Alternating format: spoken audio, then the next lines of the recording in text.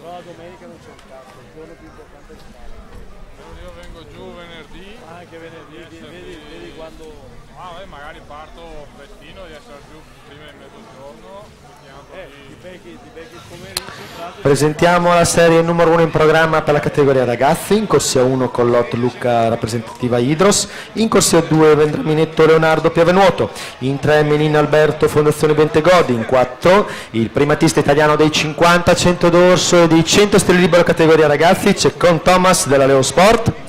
In corsia 5 Svaldi Tobia Antares Nuoto, in 6 Lazzari Alessandro Vittoria Lata Nuoto, in corsia 7 Menta Marco Rarinantes Marostica e in corsia 8 Visentini Francesco stile libero SSD.